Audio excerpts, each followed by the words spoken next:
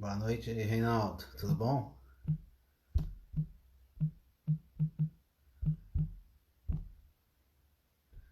Erasmo.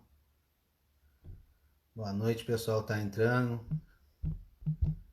Já que eu só terminar de escrever aqui um negocinho, já chamo o nosso convidado. Márcio. Boa noite a todos aí.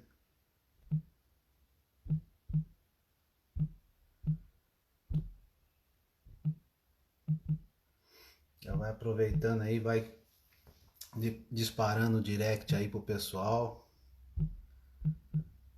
Vai ser um bate-papo bem legal. Uma pessoa bem conceituada no futebol, bem experiente, trazer bastante conteúdo para todos aí. Um abraço, Rubens, meu parceiro, Rubens Júnior. Bom, já vou chamar o Bernardo aqui.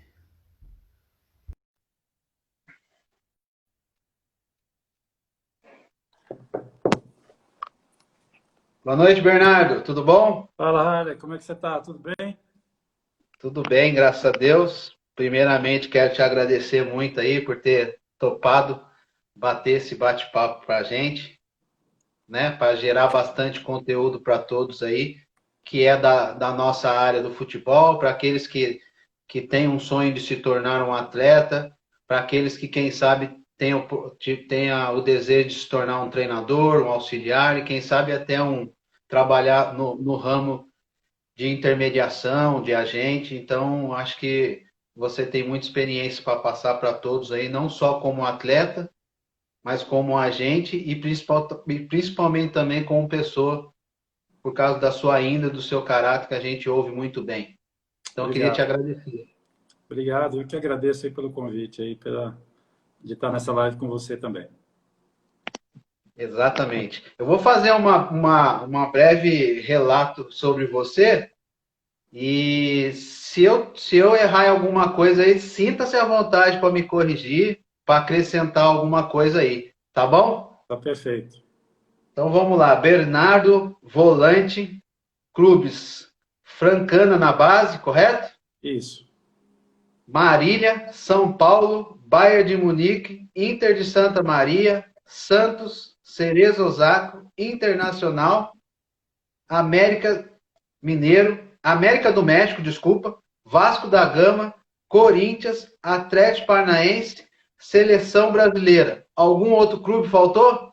Não, aí só teve o Inter de Santa Maria, não, não é de Santa Maria, é o Inter de Porto Alegre, que eu tive lá duas vezes, eu joguei no Inter duas vezes. Então, eu já vi escrito em alguns lugares Inter de Santa Maria, mas é o Inter de Porto Alegre. Pois é, Bernardo, eu tenho conversado com algumas pessoas e tenho notado erro até no Transfermarkt. Então é estranho, é estranha essa informação, mas eu já vi isso em alguns lugares já. Mas eu joguei no Inter em duas ocasiões, então, mas coloca o Inter de Santa Maria. E se eu tivesse jogado no Inter de Santa Maria também não seria um problema. Não... Com certeza. Vou listar alguns principais títulos seus e se sinta à vontade de acrescentar alguns, talvez aí até por outros clubes. Tá. Campeão paulista em 95 pelo Corinthians, campeão da Copa do Brasil também em 95, bicampeão brasileiro pelo São Paulo e bicampeão paulista também pelo São Paulo. Eu não consegui achar os títulos das demais equipes, mas eu tenho certeza que tem outros títulos aí. Você pode acrescentar para a gente? Eu fui campeão gaúcho, fui campeão, né, no América, fui um campeão da CONCACAF, que ela é como a Copa Libertadores aqui na América Latina, né? Então, antigamente, na América Central, os clubes jogavam a competição que chamava CONCACAF, e eu fui campeão Sim. no América fui campeão desse torneio, né, com o América do México. Então, foram mais dois títulos. E também campeão do pré-olímpico em 87 com a seleção brasileira. Fantástico, Bernardo. E você também pegou bola de prata. Que ano que foi? Eu ganhei a bola de prata em 87. 87. Isso, 87. Fantástico. Deixa eu só fixar um comentário aqui. Eu queria, Bernardo, que antes da gente focar bem na sua carreira como agente, eu queria que você falasse para todos aí como que foi o início da sua carreira, como que o futebol se tornou uma paixão desde criança até chegar a se tornar um grande profissional que você foi. Bom, eu sou nascido aqui em São Paulo mesmo, eu nasci na Zona Leste, e como todo menino de periferia, principalmente nessa época, uma das principais diversões era jogar futebol. Então, eu também venho de uma família de boleiro, digamos assim. Meu pai foi jogador amador, não chegou a jogar profissional. Os meus tios, na época, todos jogavam futebol. Tinha um clube, inclusive, na época, no Independente, do bairro onde eu nasci, da vila onde eu nasci, Jardim Santa Terezinha. E todos eles jogavam ali, então eu tinha aí 3, 4 tios que eram realmente muito bons de bola, caras que poderiam ter jogado profissionalmente. Então a gente jogava futebol todos os dias. Chegava da escola, no meu caso, eu limpava a casa, que minha mãe trabalhava, limpava a casa, limpava o barraquinho onde a gente morava, fazia a lição e ia para a rua. Então ali a gente brincava de todas as coisas que garoto de periferia brinca até hoje, empinar pipa, rodar peão, jogar figurinha e principalmente jogar futebol era todo santo dia. À tarde a gente jogava, quando tinha 10 a gente fazia 5 contra 5, quando tinha 2 era 1 contra 1. Então o futebol era a nossa principal diversão. Então eu comecei a jogar assim, até que em um momento, depois eu fui para o interior de São Paulo. Então quando eu fui com 3 anos, eu nasci em São Paulo, fui para a região de Franca, o meu pai, minha família foi para lá, e depois eu voltei com 6, 7 anos, e fiquei aqui em São Paulo até os 10, 11 anos. Então, aí, onde eu jogava bola na rua, etc., jogava no time da vila onde eu morava, e aí eu vim jogar no São Paulo Futebol Clube. Eu vim fazer um teste na categoria de base de São Paulo, fiquei aqui no São Paulo treinando por uns 4, 5 meses, até que meu pai teve que voltar para o interior de novo. Ele era motorista de ônibus aqui e foi ser caminhoneiro lá no interior. E aí lá nós fomos morar em uma fazenda, e dessa fazenda eu saía para estudar na cidade e 2 vezes na semana eu ia dessa cidade treinar na Francana. Comecei a jogar na Francana ali por volta de 78, 79, eu entrei nas categorias de base da Francana.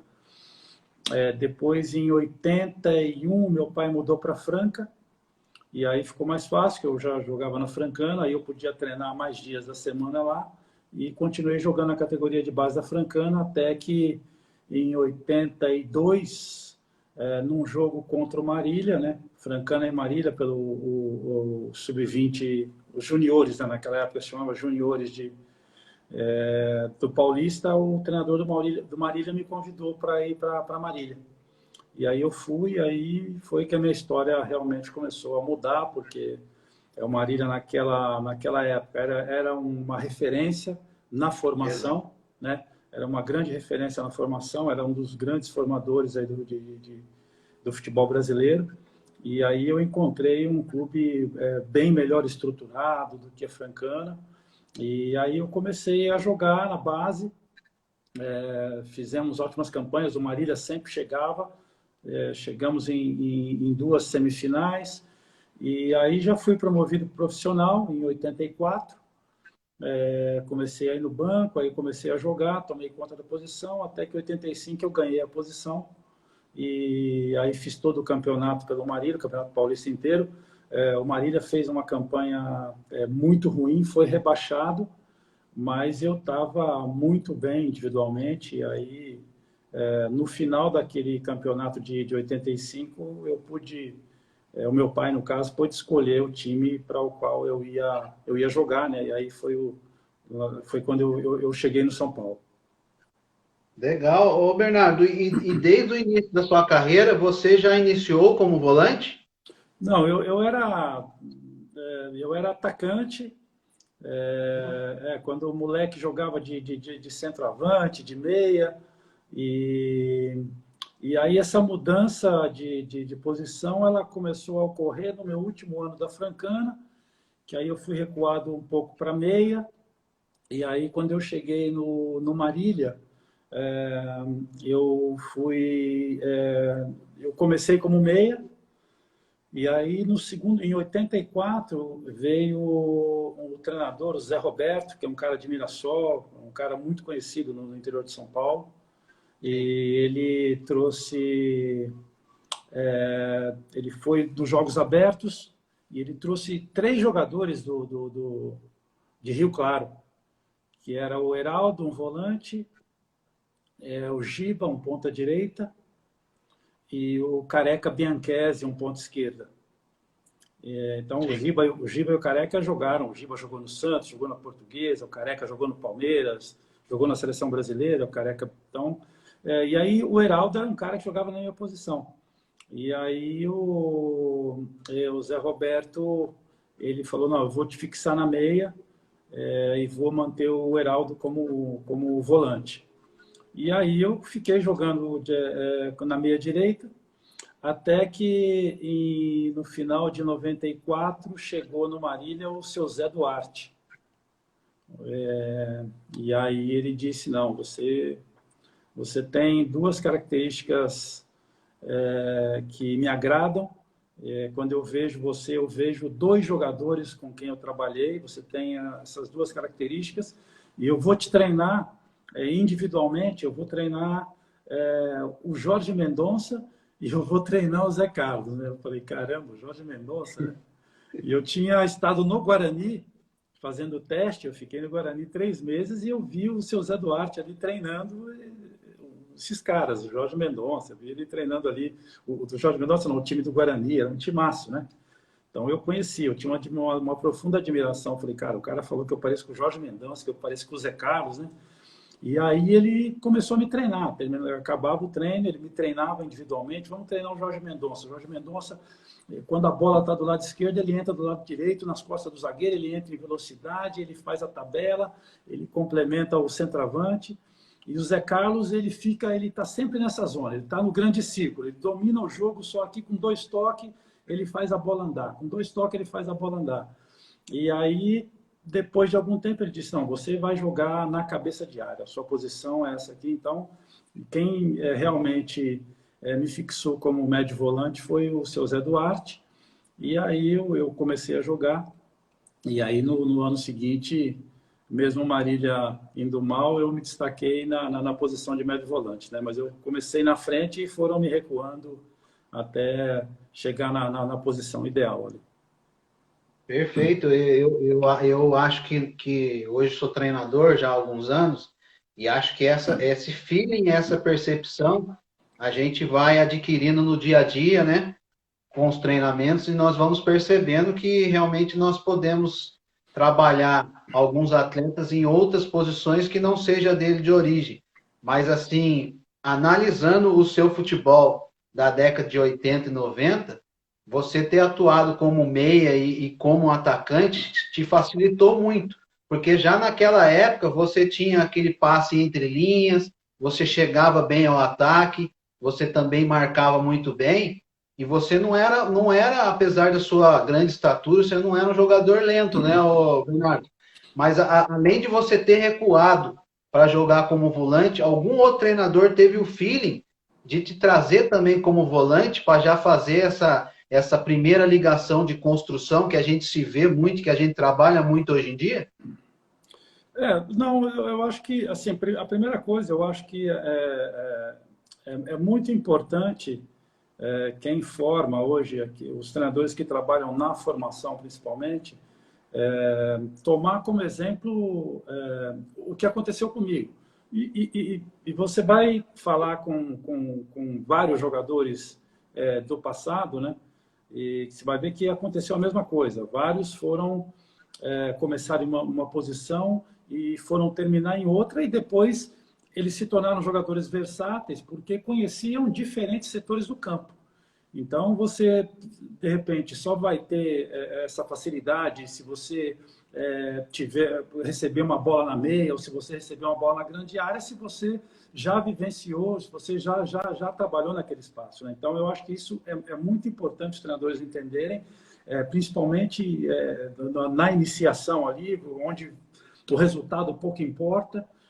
Você colocar o cara o volante, coloca ele para frente, traz o meia, ou até o centroavante para meia, o meia para volante, porque uma hora ele vai precisar marcar, ele vai saber atuar naquela área, ele vai saber o que fazer, né? Então, acho que isso é um conceito que tem que ser introduzido no futebol brasileiro. Eu acho que os treinadores, é importante que os treinadores entendam isso. Assim, é difícil falar, porque eu acho que hoje, antigamente você tinha mais um professor, um cara que agia como um professor.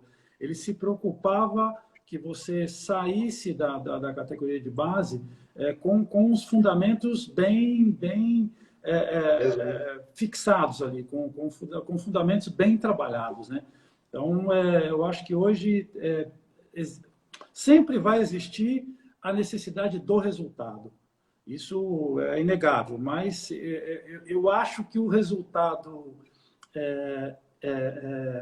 a vitória, ou seja, o resultado tem que ser o benefício, tem que ser a evolução do atleta. O resultado não tem que ser o resultado do jogo em si, né? Então, acho que isso é uma coisa que tem que ser muito urgentemente, tem que ser trabalhado no futebol brasileiro, que eu acho que a gente está perdendo a nossa maior vantagem, a nossa maior referência, que é a capacidade técnica que todos os jogadores tinham, independente da posição. Então, os laterais brasileiros sempre foram diferenciados porque atacam muito, os zagueiros sempre foram diferenciados, sempre foram muito pretendidos, porque eram zagueiros que sabiam jogar, desde Luiz Pereira, Dario Pereira, Júlio César, André Cruz, Wilson Gotardo, você vai falar um monte de jogadores de zagueiros. Então, hoje, eu acho que temos que esquecer um pouco o resultado e tentar trabalhar melhor a formação do atleta. Então, isso é uma coisa urgente, que nós temos que pensar urgente para voltar a ser o que era. A matéria-prima ela ainda é muito boa, ela é excelente. Mas se a gente quer ser referência como um dia fomos, eu acho que essa questão tem que ser mudada de imediato. Bernardo, eu concordo com você. Eu, como treinador, e até conversando numa live com o Muricy, ele até me disse, você está fazendo corretamente, começando desde baixo, como você já passou em várias categorias. Eu já passei na Sub-15, não tive o prazer de trabalhar 17, fiquei muitos anos na Sub-20, recentemente trabalhei aí 2, 3 anos já no profissional. E o que eu tenho visto, eu não sei se você concorda comigo, lógico que tem alguns clubes que já tem melhorado muito, mas falta assim, uma filosofia de trabalho, ter uma identidade mesmo no clube, que a gente tem visto em alguns clubes que isso não vem sendo trabalhado, né? Não existe uma filosofia de trabalho, não existe uma metodologia. Lógico que alguns clubes já têm melhorado muito. Não sei se você tem visto dessa forma, porque você é do tempo, eu também peguei essa geração que nós trabalhávamos muito, bolinha de borracha, fundamento a todo momento, situações de jogo, trabalhar o pé dominante. Hoje eu, como treinador, eu vejo até alguns jogadores profissionais que têm dificuldade no giro de corpo, quando domina a bola numa outra região que não é a do pé dominante. Você entende desta forma? O que você analisa? Não sei se você concorda comigo. Não, concordo plenamente. Eu entendo que os clubes deveriam ter uma filosofia. Eu acho que sim, não é uma crítica, mas é uma observação, que essa é a minha opinião, tá? A primeira coisa, eu acho que todas as vezes que eu tive no comando de um clube, eu comecei, depois que eu parei de jogar, eu sempre trabalhei em algum clube, né? Então, eu tive no Independente de Limeira, foi meu primeiro clube, eu e o Lê. depois eu fui para o Linense, depois fui para o Tanabe, Batatais, Grêmio Prudente. É o que o Bernardo acha. Sim, Assim, eu acho que a primeira coisa é que se você vai ser treinador de uma categoria 11, 13, 15, 17,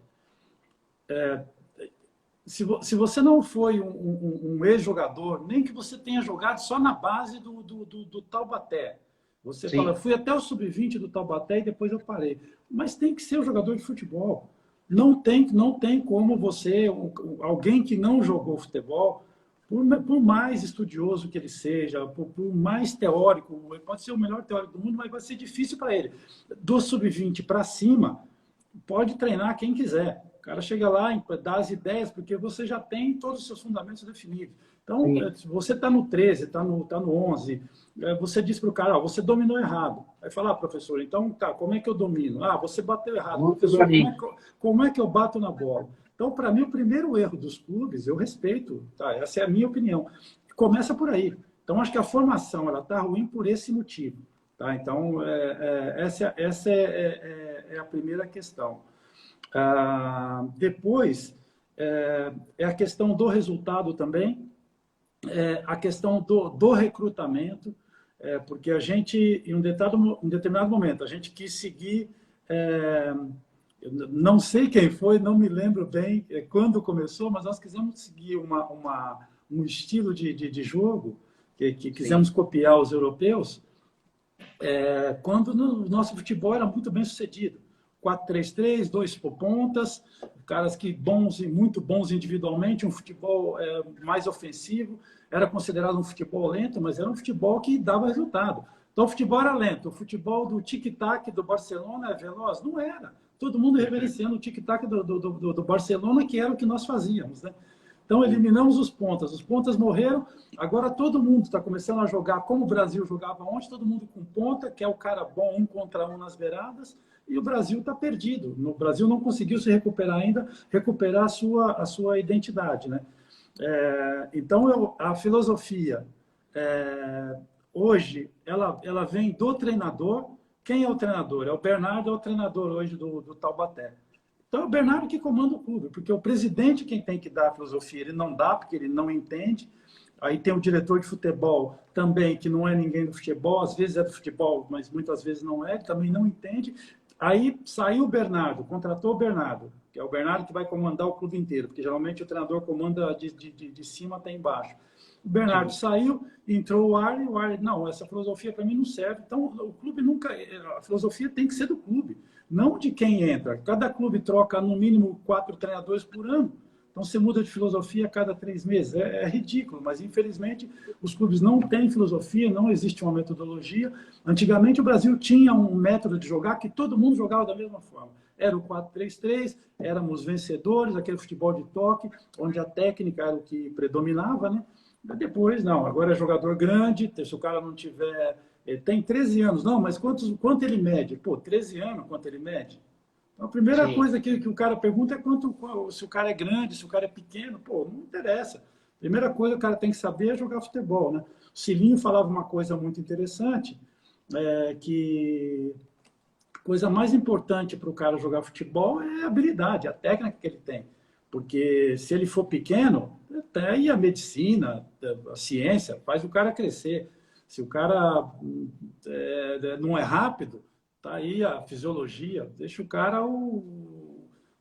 igual o Bolt, veloz igual o Bolt. Agora, se o cara não tem habilidade, não tem técnica, a técnica você pode até trabalhar, você vai melhorar, mas a habilidade, então, quando você tem o mais importante que a habilidade, que nós estamos falando de jogar futebol, né? Porque é um espetáculo, né? Então, não tem como você dar espetáculo se você não tiver talento, né? Então, filosofia não existe, são pouquíssimos clubes que têm uma filosofia hoje, porque a filosofia é de cada treinador que chega nos clubes, infelizmente.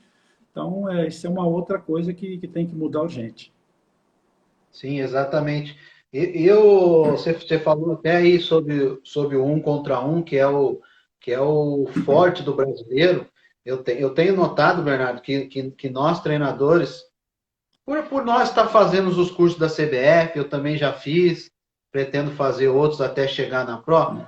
eu tenho analisado que muito tem se trabalhado o jogo apoiado, a posse de bola, e muitas vezes há momentos que chega a bola aos extremos e ele tem a oportunidade de fazer o 1 contra 1, mas por muito se falar, por muito se trabalhar em posse de bola, ele acaba girando essa bola de novo para trás, e aí vai trabalhando, vai trabalhando. E eu tenho visto que com isso, a gente trabalhar demais essa posse de bola, nós temos perdido essa essência de dar essa liberdade para os extremos mesmo, fazer o que a gente fazia antigamente, que era o 1 contra 1. Não sei se você pensa um pouco dessa forma. Não, totalmente, é o que eu te falei. Nós perdemos a nossa identidade porque nós quisemos seguir, copiar um outro modelo de jogo, um modelo europeu, quando nós ainda éramos os melhores. E hoje os caras têm e nós não temos. Se você falar, temos um ponta, não temos nenhum. Sei lá, que eu queria que você me falasse se existe algum ponta hoje no Brasil, esquerdo ou direito. Oi, desculpa, Harley, desculpa. Tranquilo, tranquilo. Eu queria que você me falasse se existe algum ponta hoje no Brasil, porque não tem. Então, eu sou totalmente a favor de tentar recuperar o nosso estilo, principalmente na questão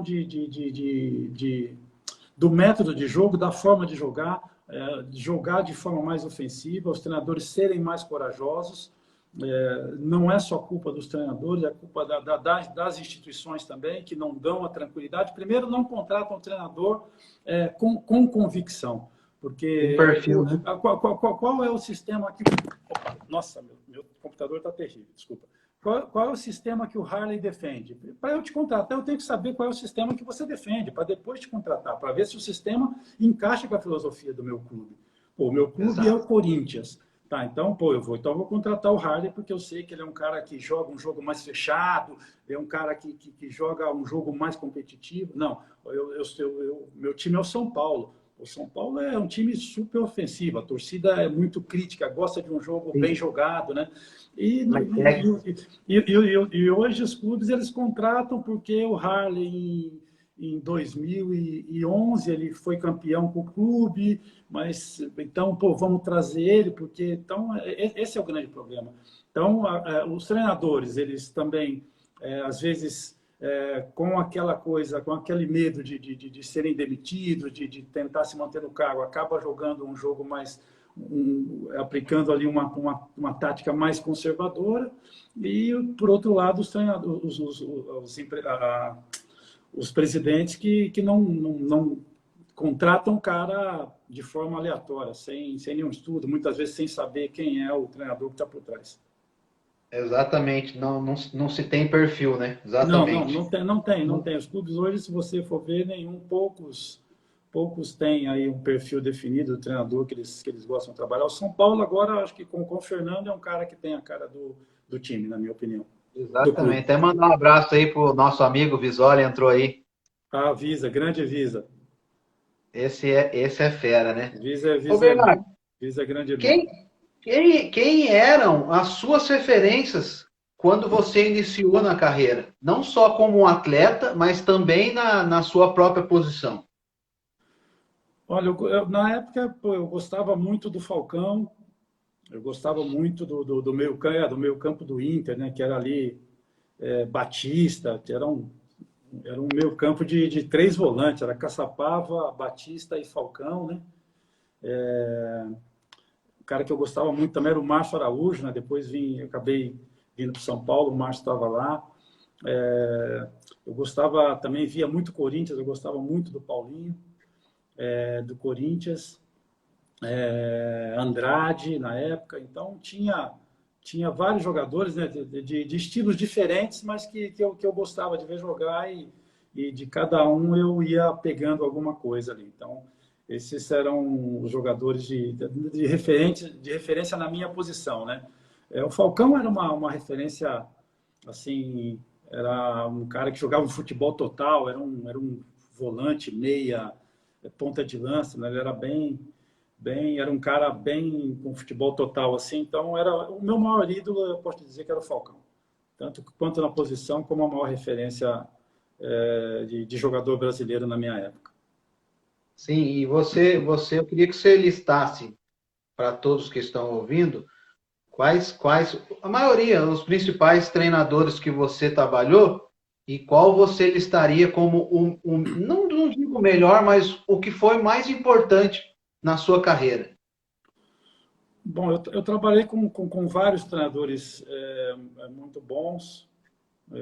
Então, comecei com o Cilinho, depois trabalhei com o Telê, trabalhei com o Carlos Alberto Silva, trabalhei com o Abel, trabalhei com o Jair Pereira, é, trabalhei com o Valdir Espinosa, trabalhei com o Nelsinho Batista.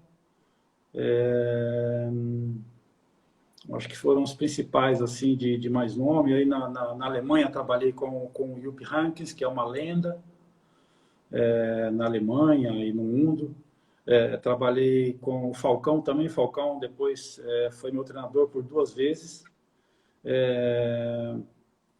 E desses treinadores eu destaco muito o seu Zé Duarte, porque era um cara que conhecia de futebol profundamente, e ele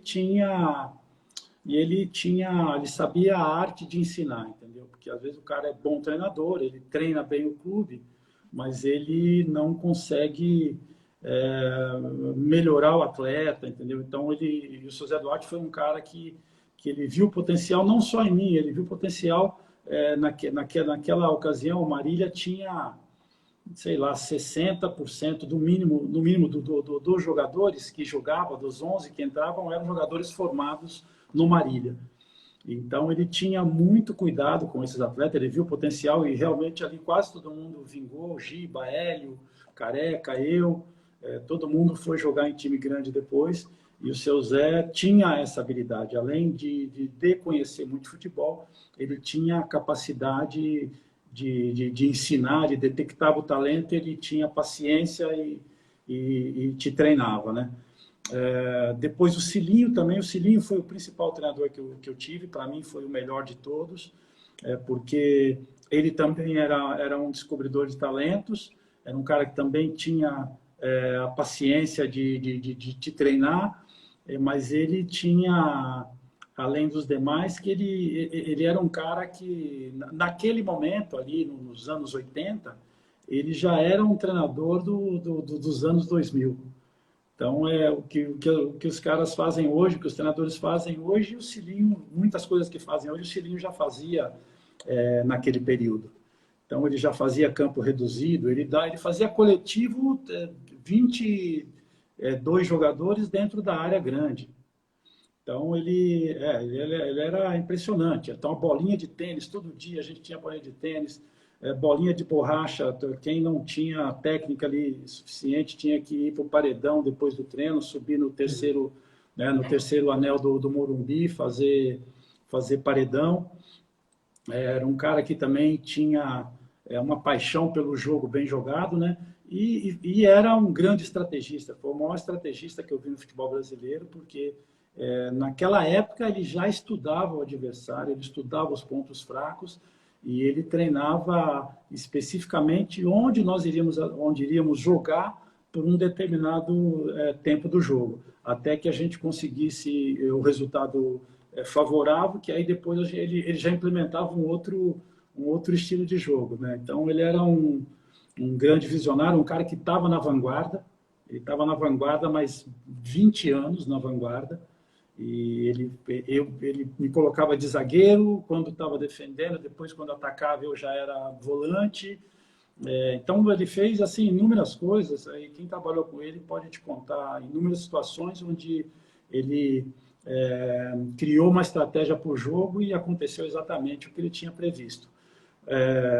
Eu reputo ele como o melhor de todos que eu tive, né? O Telê também trabalhei com ele por quase 2 anos. Foi um excelente treinador também. Um cara também que o jogador tinha que estar 100% ali, o cara tinha que estar no melhor da sua forma técnica, porque ele exigia que você tratasse bem a bola. Então, os treinamentos dele começavam com fundamentos, você treinando fundamentos, bater na bola e dominar e passar, eram fundamentos que você tinha que dominar com toda maestria. E depois ele tinha também ele te transmitia uma autoconfiança que você, em qualquer lugar que nós fôssemos jogar, a gente entrava em campo sabendo que a gente podia ganhar o jogo. Então ele trabalhava também, o trabalho psicológico dele também era fantástico. Então ele colocava na sua cabeça que se você fosse jogar no Morumbi, no Maracanã, na praia, no asfalto, não interessa quem a gente estava contra, o nosso estilo de jogo não mudava independente do adversário. Então era uma confiança que ele passava que o São Paulo, desde quando ele entrou, né, nas mãos dele, sempre foi um time vitorioso, né, e que dava espetáculo, que jogava um futebol bem jogado, né. Todos os outros treinadores também foram importantes, Carlos Alberto, Abel, Jair Pereira, todos esses, mas o Cilinho e o Tele são treinadores que, na minha opinião, foram os melhores que eu já vi. Maravilha. Realmente, muita gente fala muito do Cilinho, muito do Tele e muito do seu N Andrade, né? O pessoal fala muito desses treinadores.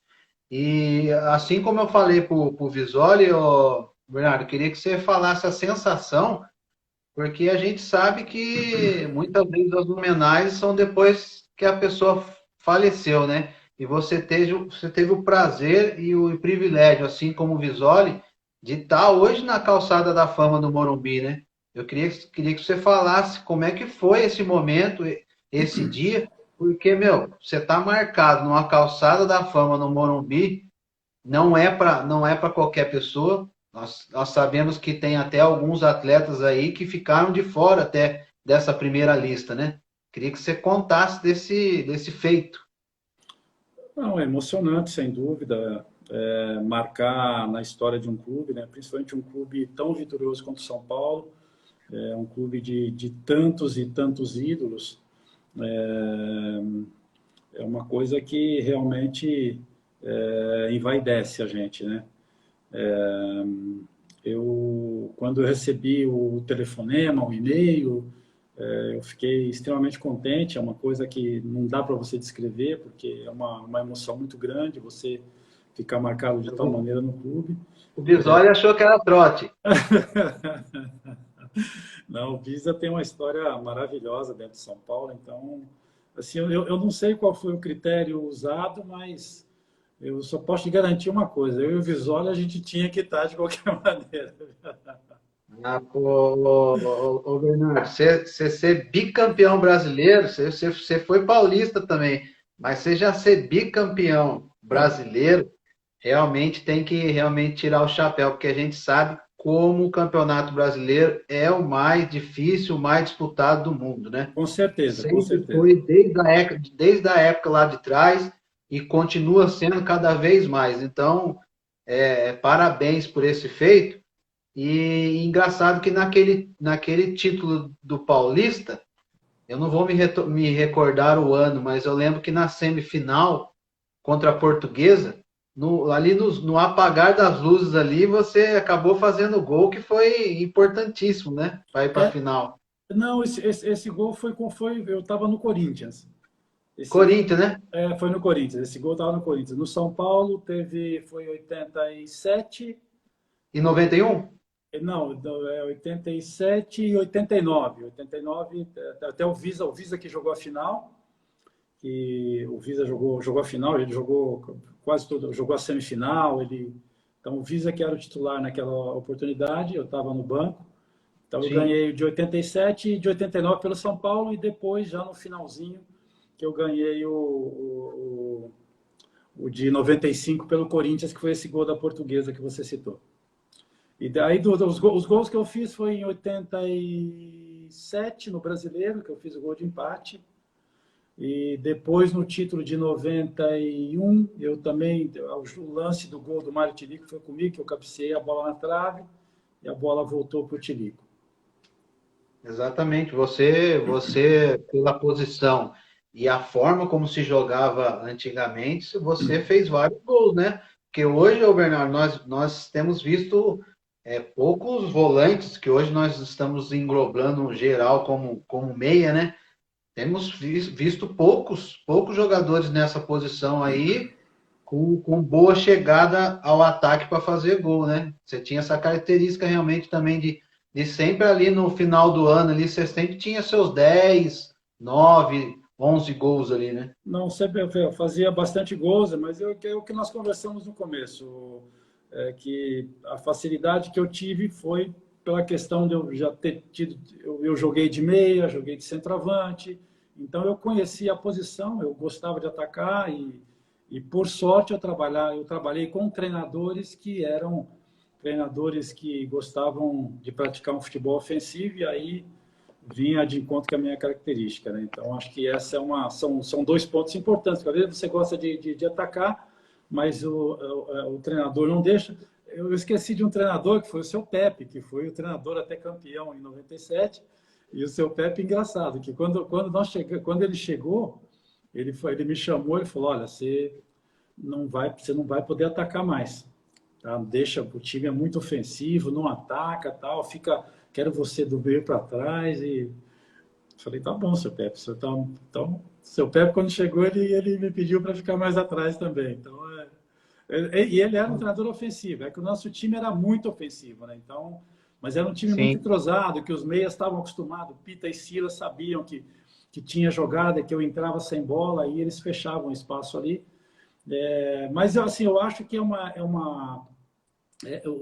você pode ter certeza que você vai ver, vai começar a ver volantes fazendo mais gols, porque é o futuro. O futebol É. ele está cada vez com menos espaço e no meio campo vai precisar de meias, não mais de volante. Então, o volante raçudo, o Bernardo, o Visório, não vai ter mais espaço nesse futebol moderno. Então, ali você vai ter Hoje que ter meia, porque os caras não vão precisar dar carrinho, roubar a bola, porque o espaço é tão curto que não vai precisar, a bola vai cair no seu pé. Então, espaço curto, vai precisar de gente que sabe jogar futebol. Então, essa é uma tendência do futebol moderno, né, e que o Brasil vai ter que se adequar. Principalmente jogar em 40 metros. Né? O Brasil hoje tem ainda, os treinadores taticamente ainda não conseguem fazer com que os times joguem de uma forma tão compacta, mas é uma tendência que vão ter que implantar, vão ter que se acostumar o quanto antes. Exatamente, e até mais, né? Hoje já estamos falando até em 20 metros, já tem há muitos anos trabalhando em 30 metros, o pessoal está reduzindo mais, compactando mais. Como você falou, bem colocado, os exemplos hoje está aí de mão cheia, né? É só pegar Arão, Gerson, É o o maior exemplo. Palmeiras, O maior exemplo Ramires, é o Flamengo e o Grêmio. São os dois melhores exemplos. isso. Ramires agora, Bruno Henrique no Palmeiras, Tietê, Hernanes, então realmente daqui para frente não vai ter muito espaço, realmente não vai ter espaço para só apenas aquele volante que destrói e já dá no pé do meia, né? O Exato. Bernardo, eu queria que você falasse também quem foi os seus que mais te marcou como diretor e como presidente. Olha, na época em que eu cheguei no São E Paulo, só te cortando um pouquinho, só te cortando também, o Visório disse aqui, ó, você era o titular, você estava na seleção. na- não tinha titular. Naquele momento, São Paulo que era muita gente boa, né? Então era eu, Visa, o Márcio. Quando eu cheguei era eu, Visa, Márcio, Falcão. Depois contrataram o Flávio. Era a briga ali muito grande. Então todos tinham condição de jogar. Tanto que o Visa jogou. O Visa acho que jogou também o brasileiro de 89, né? O vice, né? Que perdeu para o Vasco.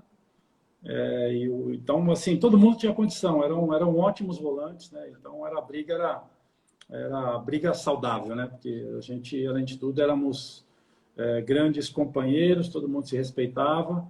E, assim, eu entendo que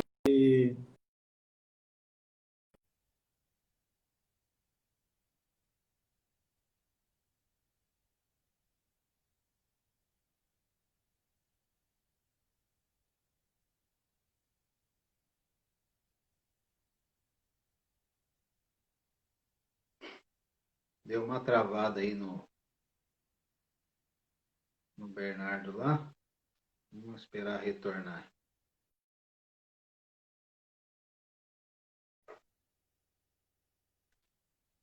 Deve ter caído a conexão, pessoal. Não sei se todo mundo tá me ouvindo bem. Com certeza foi lá. Vamos aguardar ele retornar aí.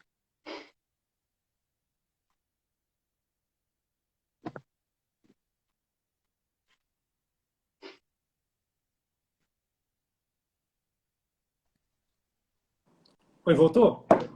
Voltou. Ah, desculpa. Se você puder repetir a pergunta, Raia, desculpa.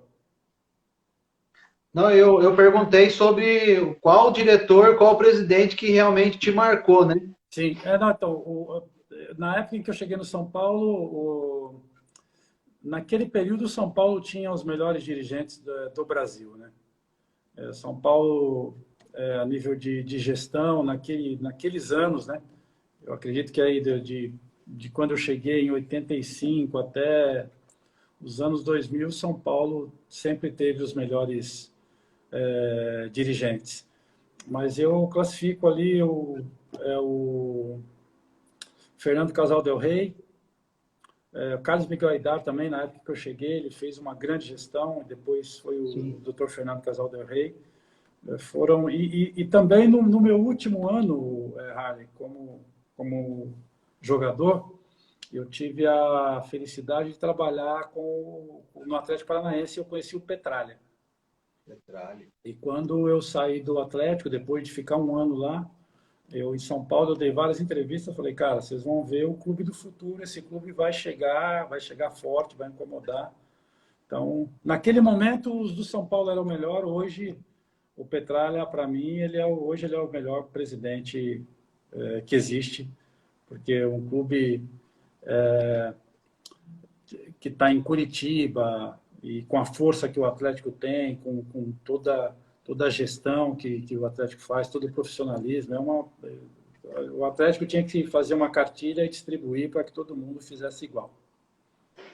Bernardo, eu tenho mais duas perguntas e a gente começar a focar um pouco mais na questão de intermediação, né? Hoje existe vários termos, mas a gente sabe que realmente o termo correto é intermediação, é agente, né? Aquela Exato. palavra, o empresário de futebol, a gente sabe que hoje em dia não se usa mais.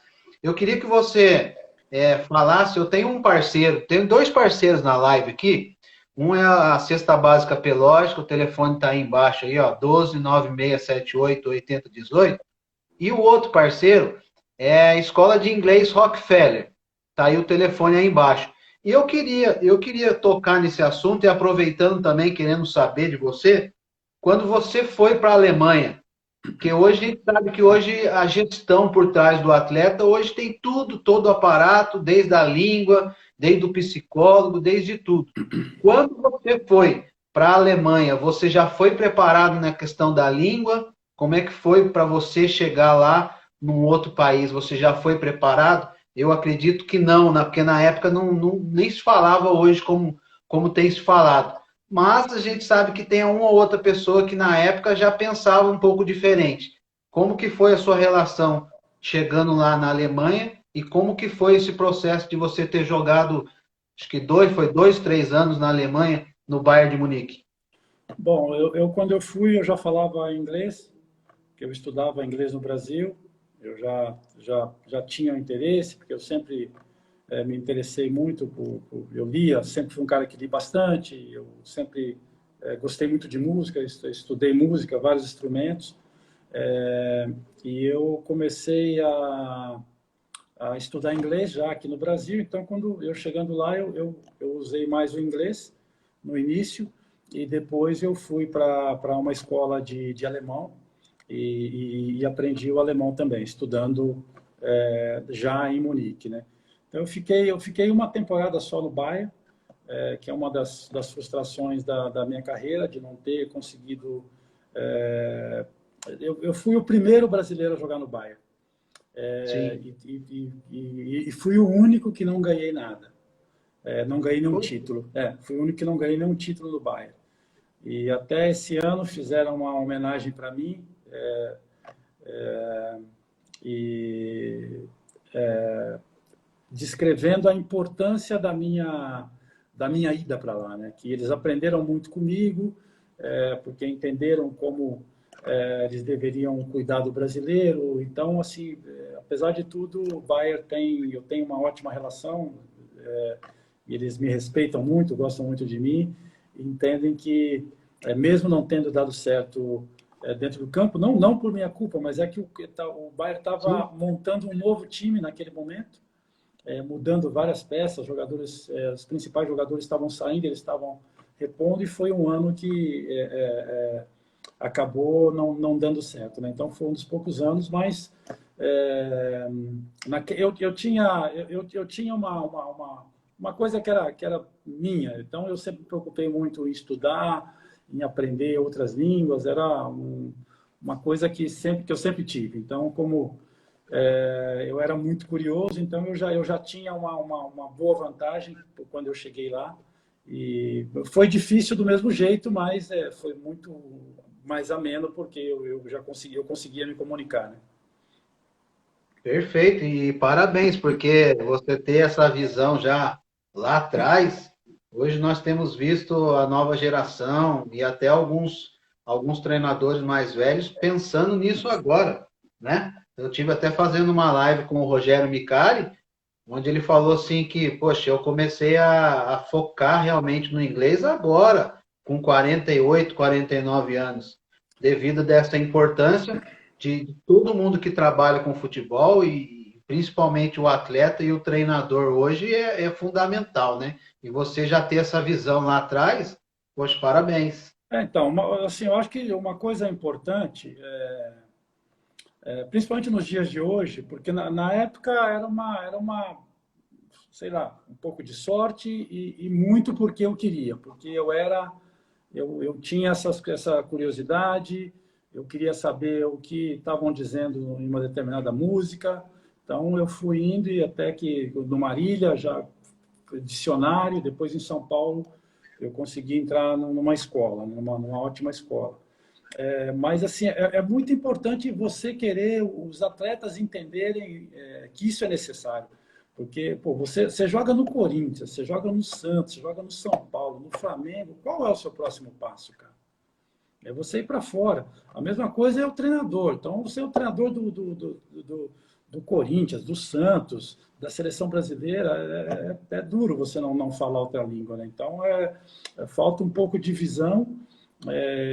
Eu acho que esse é um dos motivos também porque o treinador brasileiro ele não é tão valorizado, porque você precisa comandar. Imagina você e eu aqui, você, sei lá, francês, eu brasileiro, eu jamaicano, você. Como é que nós vamos comunicar? Eu com o intérprete e você com o outro? Não, pô, você quer fazer uma pergunta? Então, imagina o treinador que tem que ter uma comunicação direta. Sim. É muito mais difícil, é diferente eu falar para o cara, falar, pô, vai se ferrar, e você falar para o cara, ó, fala para ele se ferrar, pô, intensidade, Ah, o cara não vê ali o seu gesto, você falando, né? Então, sim. eu falo sempre, eu tenho vários amigos, eles falam, não, puta, eu quero trabalhar fora, eu falo, mas você fala inglês? Então, eu falei, não tem jeito. Então, é a primeira coisa. Então, os treinadores é uma coisa que eles têm que entender que a língua é, um, é um elemento importantíssimo para você passar para o andar de cima. Exatamente. Ô, Bernardo, muita gente aí te elogiando, jogou demais, esse é fera, dispensa comentários. Tem muita gente boa aí, ó. Mandar um abraço para o Mauri de Cambará, Gabriel, Enzo, Ronaldo, Sandrinho, Sidney, Patrick, muita gente boa aí. Obrigado. E eu queria te fazer uma pergunta também, com relação hoje, você como a gente vai entrar nesse tópico, como você hoje é um agente, e queria que você falasse, na sua opinião, quais jogadores hoje na sua posição que tem te chamado mais atenção e quais as características que você acha fundamental num atleta na sua posição. Bom, como nós falamos, eu acho que hoje os principais jogadores na posição que eu joguei estão no Grêmio e no Flamengo, né? E eu acho que o Palmeiras tem o Felipe Melo, que está ali, que até agora foi recuado, mas é um senhor volante, era um senhor volante, muito criticado pelo temperamento, pelo caráter explosivo que ele tem, mas para mim é um cara que tinha técnica, físico, tem tudo, né? Hoje menos por causa da idade, né? Mas eu acho que o Gerson e Arão são os melhores volantes. O menino do Grêmio lá, o Matheus. O Maicon também já tem uma idade, mas é um volante que eu gosto, desde o São Paulo, desde que eu vi ele no Figueirense jogando na segunda divisão. Aí gostei, tentei levar ele para a Itália até. Mas eu acho que os principais jogadores estão nesses dois clubes. Esse menino que o Vanderlei agora colocou ele também de volante, Patrick. O que era do Bahia. Do Bahia. Esqueci o nome dele.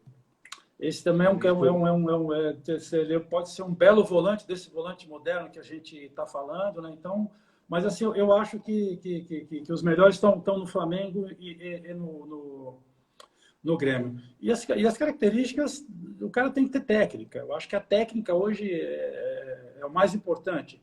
Tá, depois o cara tem que ser dinâmico, como é o Arão, o Jefferson também, ele com a bola no pé dá uma dinâmica muito grande. O Arão é um cara que corre muito, que faz muitos quilômetros, é importante, cobre bem os espaços, né? Então ele tem uma ótima mobilidade. Então eu acho que a técnica e mobilidade são os dois fundamentos aí essenciais para jogar nessa posição hoje. Sim, tem dois palmeirenses aí na live aí, já falaram de cara. Zé Gabriel. Gostei do Zé Gabriel. E tem um outro menino também, o Neguinho Canhoto, que eu fui ver. Patrick de Paula. Patrick de Paula. É muito bom também, muito bom. Que veio da base. Exato, é um ótimo volante. O Neguinho joga bem. Viu? Ô Bernardo, a gente está chegando aí já na nossa primeira hora, falta acho que 3 minutos. Você aceita ter mais uma segunda parte para a gente focar bem nessa parte de agente? Claro, fica à vontade. Então, antes de a gente focar bem nessa área, eu só queria acrescentar que você já feito o inglês bem lá atrás, também te ajudou muito, foi fundamental, né? Quando você jogou no Cerezo Osaka, no Japão, né? Porque lá a língua japonesa, mas o inglês é universal. Então, você realmente não teve muitos problemas com a língua, né? Não, né? No Japão, é engraçado que o japonês, ele na época, não encontrei muita gente que falava inglês, né? E na época a gente tinha um tradutor, nós éramos em vários brasileiros no clube, e o japonês, ele na época não falava muito inglês, para ser sincero, então ele tinha um pouco de dificuldade. Mas deu para se virar bem. Foi um lugar onde eu adorei morar no Japão, o estilo de vida, sabe? Uma vida muito simples, mas foi um dos lugares que eu mais gostei de viver. Legal. Eu queria também que você falasse também, aproveitar que a gente tem mais 3 minutos aí, 2 minutos no máximo, falar um pouco do seu filho, né? Hoje está na Inglaterra. Meu filho está na Inglaterra, está cumprindo a 2ª temporada dele. Ele está indo para a 5ª temporada na Europa e está lá brigando pelo espaço dele, está procurando conquistar o espaço dele da melhor maneira possível. Está bem, joga na liga mais importante do mundo, embora o clube dele seja um clube pequeno, né? Um clube que está sempre ali brigando para... Oi? Nós temos... Eu errei na contagem, que nós temos 10 segundos. Aí eu vou encerrar, vou gravar a live e já te chamo novamente para a gente continuar o papo. Ok.